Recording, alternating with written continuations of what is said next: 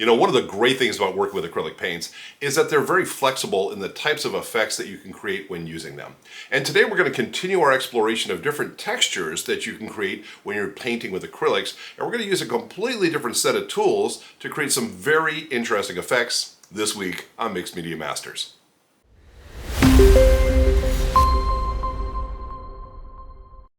Hello makers, and welcome to the studio. If it's your first time here, then welcome. Good to have you here. By the way, if you're the kind of person who's interested in art creation and using mixed media materials for creating abstract arts, then yeah, this might be the right channel. Please hit that subscribe button. Would love to share what we drop with you every single week. Now this week, we're going to follow along with the path we've had for the last few weeks, which is exploring different types of textures when painting with acrylic paints. And so we're going to explore 5 more things that we can learn and use the tools we have perhaps lying around the house that will help us create some interesting effects. So let's get to it and check out technique number 1. Now for this first technique, I've laid down some protective foam insulation, something that came as packing for something I received in the post. And I have a piece of paper on it. And the reason I'm doing this is I just want to protect my table from getting covered in paint, because our first methodology is going to be using a spray approach. Let me show you what I'm talking about. I have a couple of different spray bottles. This one has a yellow paint solution in it. This one has a blue paint solution in it. And when going out and looking for different spray bottles, one of the things I took into consideration was kind of spray patterns, right? I want to get different effects. And so for example, my yellow is more of a streamer. It's kind of the thing that will squirt water out, almost like a water pistol. Whereas this is more like a mister, the kind of thing you would use on your plants. And so it's more fine spread particulates. And so I get different effects as a result. Let me show you what I'm talking about. Again, with my piece of paper here, I'm going to let me get this started here. And I want to just kind of get this spattered around. Now, again, I have a small piece of paper, and depending on what effect I'm going for, that might be sufficient. Didn't really mist so much. And then this one is more of, like I said, it's kind of a squirt. So as I hit it, I'm going to have more of a streaming line of color coming in. Now, when you mix your paints for this, again, it's a fairly good quantity of water to the amount of paint you have. What we're really looking to do here is to create backgrounds.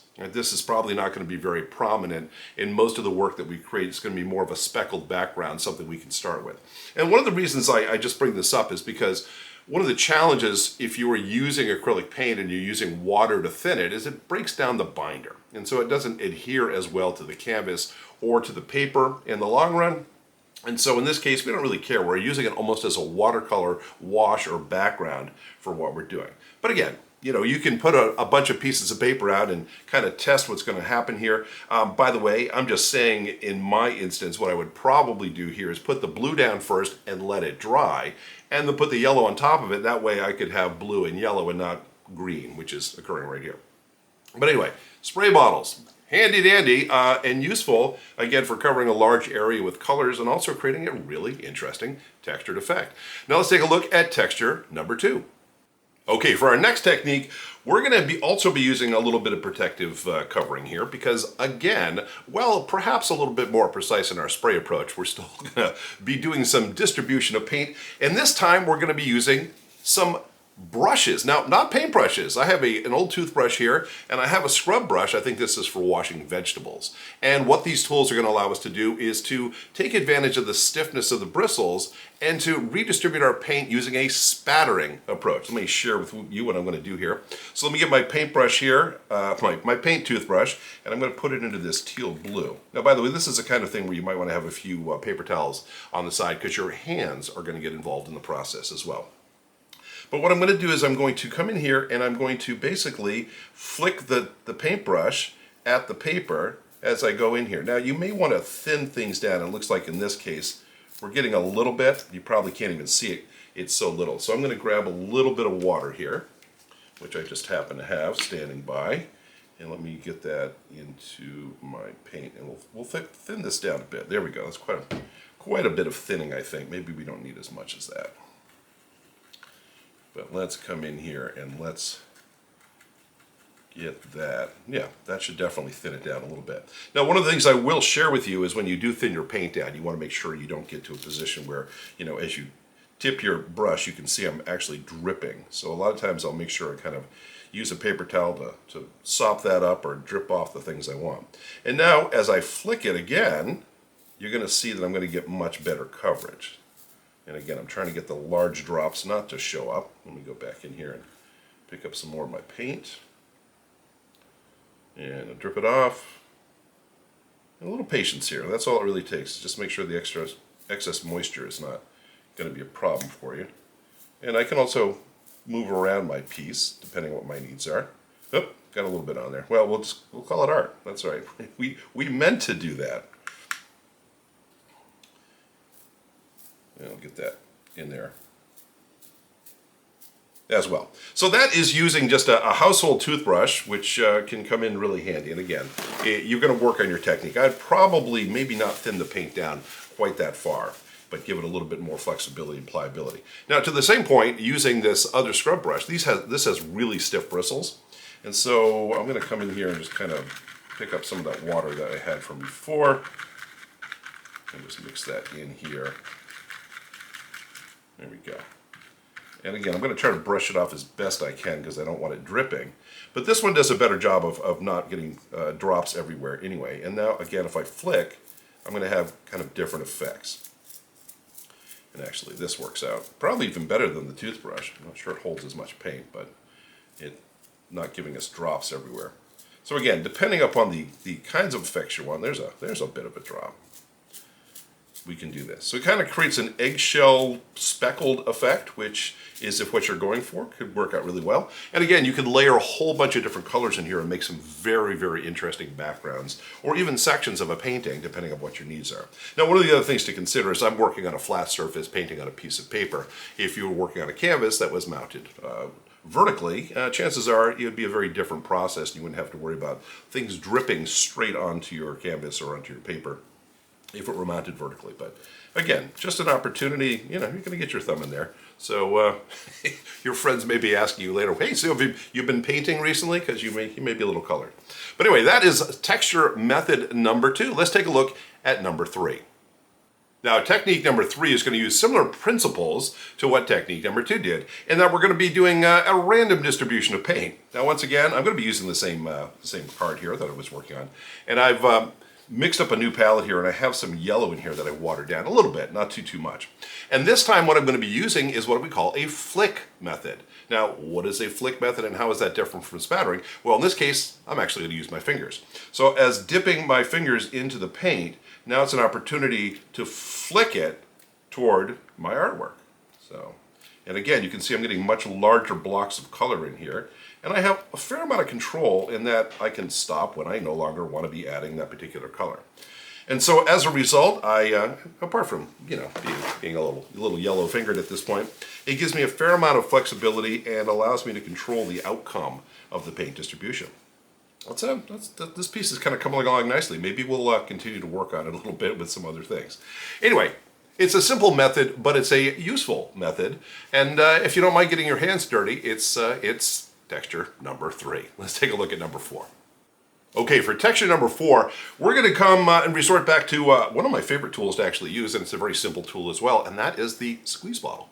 So I have done a little bit of shopping in the past, and you want to find squeeze bottles that have a very narrow tip or something that you can control. When you cut off the top, you can control how much drip it has. And I want to have something that allows me to basically have one drop at a time come out. You might just go for something that will squirt paint. That will work as well. I have a couple of different colors here that I've mixed up. And again, this is a combination of acrylic paint and water of varying degrees. And you may want to play around with the ratio of water to paint just to get the viscosity or thickness of the paint you're working with here. But the thing about using these squeeze bottles is it allows us an opportunity, if we turn this up over our artwork, is to use drips to be the method for paint distribution. Now again, it's going to differ depending on the thickness of the paint. Let's see if this one comes out as quickly. It may not. Yeah, come on, work with me here. Yeah, it's gonna, I got a bubble down there. That does happen from time to time.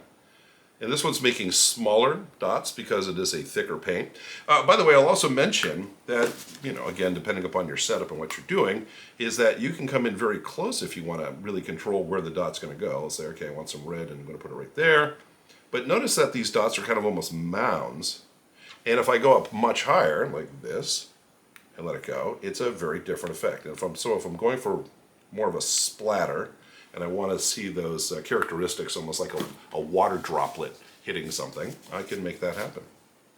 But what's nice about this technique also is that, again, if you want to layer colors, as you put down a layer of the blue and let it dry, and then you put down a layer of the red, and you can do this with fairly thick paints as well. And so if you really just want to have these kind of colored circles, then it's an opportunity for you to really create a very fun and easy to build abstract by just layering all these different dots on top of one another. And by the way, let me just finish this off. I have some white here. White is really handy when you're working with a project like this because it really can break things up, especially if you end up with getting too much color in different areas. You may not see it very well here, but in the finished product you definitely see the white on the white paper. And it just adds new dimensionality to the piece. So again, it's a simple approach. All of these are simple approaches. We're not trying to make anything too crazy complicated, but just to give you some idea on how you might texturize your projects when you're working on them in the future. And that brings us to texture number 5. Now, texture number 5 is really a variation of an earlier texture, and then we're going to use that methodology, but there's one marked difference. I have here just a piece of cardboard. It's a strip of cardboard from a project I've been working on, and what I'm going to do is I'm going to use this to create, in essence, a shape or an area within my my paper here. Let me just kind of do something like that, and let's kind of get something in between them like that. Again, depending upon what kind of masterpiece you want to make. But what I would like to do now is I would like to take and go back to my spray bottles. I'm going to use my mist sprayer here. And I want to hit this paper now with a color. And what's going to happen, as you might be able to see, is we're going to leave behind the absence of color where the cardboard is. So in essence, what we're doing is creating a stencil. This is stenciling. And let me see if I can get this on here without getting too much of a mess. So that's fairly thick.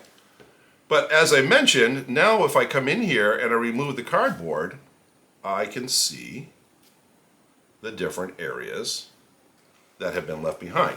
Now what I'm going to do here, just show you what it is, I'm going to wait a few moments and let this dry, and then I'm going to reposition my stenciling pieces, and we're going to add a second color to this and just see what happens. So let's give that a moment, and we'll be right back and take a peek at how that turned out.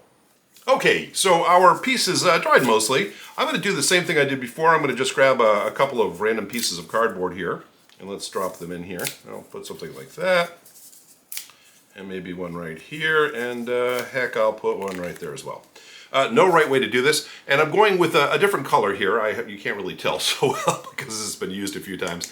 This is a yellow solution, and this, by the way, always check your spray settings to make sure that you know what you're getting here. This is actually a fairly fine mist sprayer.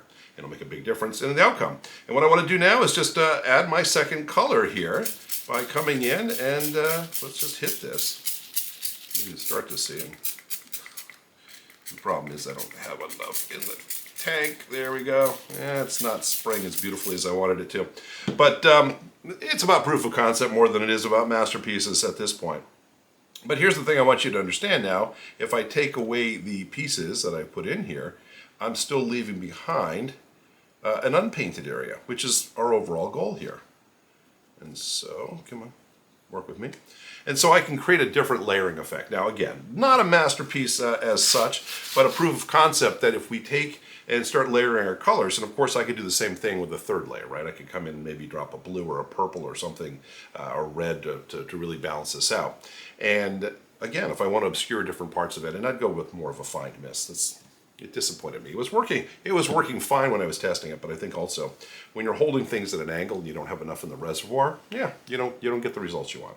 Anyway, that's what we're looking at here. So we have 5 new texture effects that we can use with our acrylic painting. And in a lot of ways, we're making it look like watercolor, which we'll talk about in a future video, ways we can do that. But that's all I really wanted to share with you today. I hope you enjoyed this and you get something out of it. And by the way, we do this every single week. We'd love to be able to share these ideas with you. Please hit the subscribe button and please like this video. It really helps us out an awful lot. Anyway, that's all I have for you today. Thanks so much for stopping by. This is Spider, and I'll see you next time.